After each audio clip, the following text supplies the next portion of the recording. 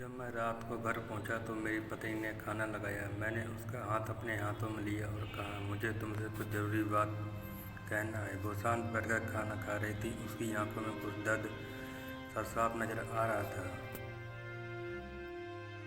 अचानक मुझे नहीं पता कैसे कहूँ, मगर मुझे उसे बताना ही था। मैंने बड़ी शांति से कहा, मुझे तलाक चाहिए। लगा जैसे उसे मेरे शब्दों से कुछ फर्क नहीं पड़ा, बल्कि उसने मुझसे पूछा, क्यों तलाक चाहिए।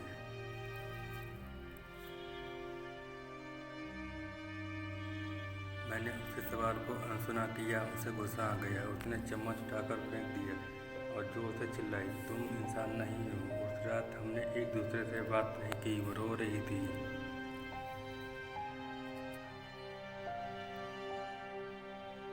मुझे पता था कि वो जानना चाहती थी कि आखिर ऐसा क्या हुआ जो हमारा रिश्ता टूटने की कगार पर आ गया। पर मेरे लिए उसके सवालों का जवाब दे पाना नामुमकिन था। मैंने अब किसी और से प्यार करने लगा हूँ। अब मुझे उससे प्यार नहीं रहा। मैंने उसे उसके बरसों के प्यार की सजा दी थी। भरे मन से मैंने तलाक के पेपर तैयार किए। उसमें लिखा था कि वह पूरा घर, कार और कंपनी की 30% शेयर ले सकती है इस तलाक के बदले में। लेकिन उसने उन पेपर्स को देखा और टुकड़े टुकड़े कर दिए। वो औरत जिसने मेरे साथ जीवन के 10 साल बिताए थे, वो आज मेरे लिए अनजान हो चुकी थी। मुझे इन 10 सालों का जो उसने मेरे लिए बर्बाद किया, मगर मैं क्या करूं। जो हो चुका था मैं बदल नहीं सकता था, क्योंकि मैं किसी और से, अपनी पत्नी से भी ज़्यादा प्यार करने लगा था।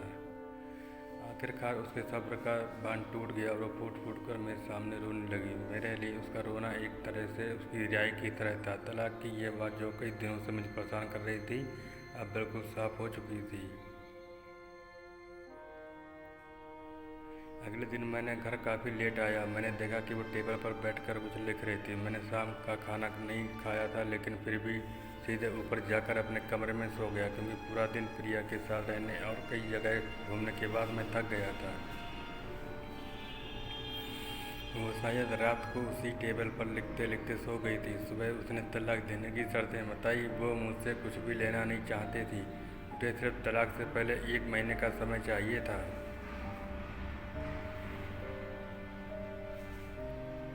उसने आग्रह किया कि इस 1 महीने में हम दोनों वही पुराना वाला जीवन जिएंगे जितना संभव हो सके, क्योंकि आने वाले महीने में हमारे बेटे की परीक्षा है। वह नहीं चाहती थी कि हमारे टूटे रिश्ते का प्रभाव उसकी पढ़ाई पर पड़े।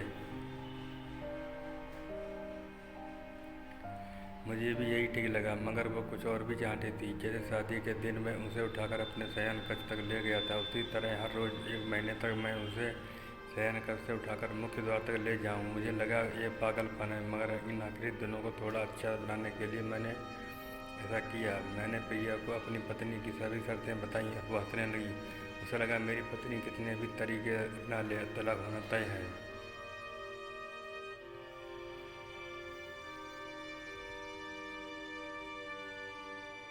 मेरी पत्नी और मैं किसी से भी इस दौरान नहीं मिले थे, लेकिन उस दिन जब मैं उसे पहली बार उठाकर गेट तक लेकर गया तो हम दोनों काफ़ी अजीब महसूस कर रहे थे। पीछे से हमारा बेटा भी खिलखिलाकर खुश हो रहा था।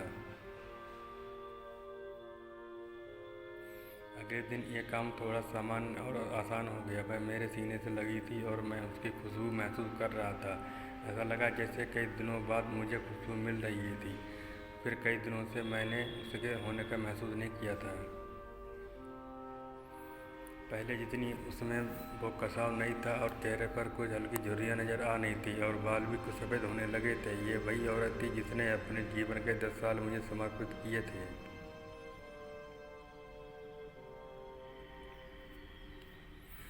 चौथे दिन जब मैंने उसे उठाया तो पूरी पुरानी रोमांच लौटने लगी थी। 5वें और छठे दिन वो पुराना प्यार जागने लगा था। मैंने प्रिया को इस बारे में कुछ नहीं बताया। अब उसे उठाना और आसान हो गया था। शायद हर रोज़ ये सब करने में मैं आदी हो गया था। एक दिन मैं अपनी पसंद की साड़ी निकाल रही थी, लेकिन कुछ खास नहीं ढूंढ पाई। उसने सांस भरते हुए कहा कि उसके सारे कपड़े बड़े पहने लगे हैं। तब मुझे पता चला कि वह काफ़ी दुबली हो गई है, इसीलिए मैं उसे आसानी से उठा पा रहा था। मेरे दिल को एक झटका सा लगा। उसने अपने दिल में काफ़ी सारा दर्द छुपा रखा था। पता नहीं कैसे मैं आगे बढ़ा, उसके सिर को छुप कर देखा। अचानक हमारा बेटा आया और बोला, पापा ये तो मम्मा को उठाकर बाहर ले जाने का समय हो गया। उसके लिए उसने पापा द्वारा मम्मा को इस तरह उठाकर देखना चाहता था। मेरी बीवी ने हमारे बच्चों को बुलाया और जोर से उसे गले लगा लिया। मैंने अपना चेहरा दूसरी तरफ कर लिया। मुझे लगा कहीं मैं अपना निर्णय न बदल दूँ। मैंने अपनी पत्नी को रोज़ की तरह उठाया और बेडरूम से सिटिंग रूम तक हाल तक लाया। इतने प्यार, मगर उसका इतना कम वजन मुझे परेशान कर रहा था। महीने के आखिरी दिन जब मैंने उसे उठाया तो मेरे लिए एक कदम भी चलना पाना मुश्किल हो रहा था। हमारा बेटा स्कूल जा चुका था। मैं अपनी कार से ऑफिस गया और कार से कूदकर बाहर आ गया बिना कार को लॉक किए।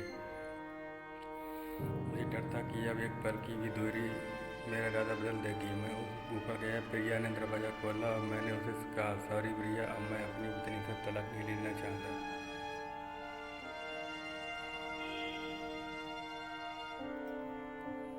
उसने मुझे देखा और मेरे सिर पर हाथ फेंकर कहा, तुम्हें बुखार तो नहीं है? मैंने उसका हाथ हटाया और कहा, सॉरी प्रिया, अब मुझे अपनी पत्नी से तलाक नहीं चाहिए।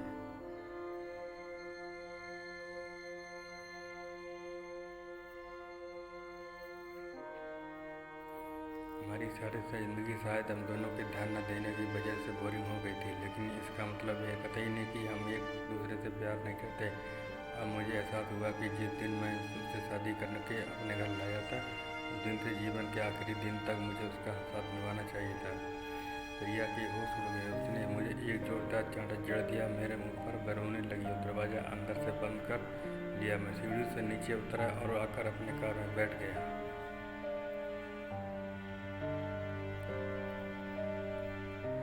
आगे एक फूल वाले की दुकान पर रुका और अपनी प्यारी पत्नी के लिए सुंदर सा गुलदस्ता लिया। दुकानदार ने पूछा कि इस पर क्या लिखना है। मैंने मुस्कुराते हुए कहा कि मैं तुम्हें जीवन के आखिरी दिन तक यूं ही रहता रहूँगा, मेरी अर्धांगिनी।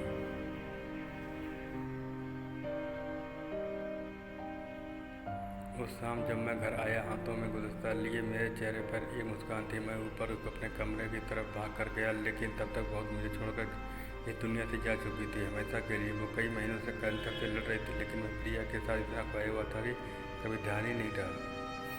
उसे पता था कि वह जल्दी ही मुझे छोड़कर जाने वाली, इसलिए वह मुझे और मेरे बेटे के रिश्ते को टूटने से बचाना चाहती थी। मैं नीच उसे तलाक लेना चाहता था, लेकिन फिर भी उसने मुझसे अपने बच्चों की नज़रों में एक प्यारा पिता बना दिया। जीवन की छोटी छोटी बातें रिश्तों में बहुत महत्व रखती हैं। बड़ा घर, बड़ा कार, बड़े बैंक बैलेंस खुशियाँ ऐसा जरूर बन सकते हैं, हमारे अपनों के बिना इनकी कोई कीमत नहीं।